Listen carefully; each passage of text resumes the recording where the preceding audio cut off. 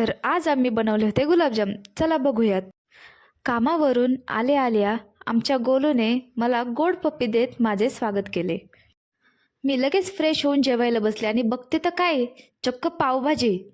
तर माझ्या दीदीने माझ्यासाठी सरप्राईज म्हणून पावभाजी तयार केली होती आणि जी की इतकी कमाल झाली होती, काय सांगू तुम्हाला, बेस्ट. त्यानंतर मी लगेच गुलाबजाम बनवायला घेतले. सुरुवातीला मी गुलाबजाम मिक्स होते ते एका ताटात घेऊन त्यात थोड्या प्रमाणात दूध टाकून ते सर्व मिश्रण एकत्र करून घेतले आणि ते मळून मी त्याचा एक गोळा तयार करून घेतला आणि तो 10 ते 15 मिनिटासाठी बाजूला ठेवून दिला. तर आता इथे मी पाक बनवायची तयारी चालू केली. तर गॅसवरती पातेले ठेवून त्यामध्ये पाणी घेतले आणि त्यात लगेच साखर टाकून घेतली. तर आता बाजूला ठेवलेला जो गोळा होता तो मी पुन्हा एकदा थोडा मळून घेतला आणि लगेच त्याचे गुलाबजाम बनवायला चालू केले. मला तुम्हाला एक गोष्ट सांगायची आहे. मी नवीनच व्लॉग बनवायला चालू केलेला आहे.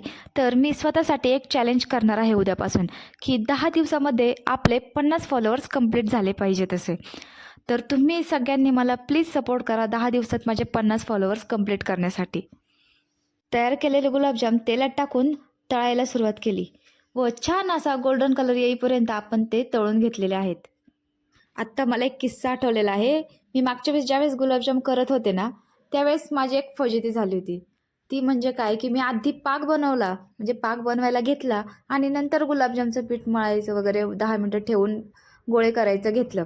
पण जोपर्यंत मी आधी पाक ठेवला होता ना, तो पाक ते गोळे बनवस्तवर एवढा आटून गेला, की त्या पाकाची पुन्हा साखर तयार झाली होती. त्यामुळे मला खूपच म्हणजे खूपच हसायला आलं होतं. म्हणजे स्वतःचीच अशी मस्करी झाली होती ती माझी. पण आता हा माझा सेकंड ट्राय असल्यामुळे मी आता बेस्ट गुलाबजाम बनवलेले आहेत. काहीही माझं फसलेलं नाही. एकदम पाकही छान झालेला आहे, तुम्ही पाहू शकता, आणि गुलाबजामही एकदम मस्त झालेले आहेत. आणि ते मी आता तळलेले गुलाबजाम पाकात टाकून घेतलेले. तर तुम्ही आता बघू शकता की ते गुलाबजाम किती छान दिसत आहेत. गुलाबजाम आता कसे झाले आहेत हे आपण पाहूयात उद्याच्या व्लॉगमध्ये. तर उद्याचा व्लॉग पाहायला विसरू नका आणि फॉलो करायला देखील विसरू नका.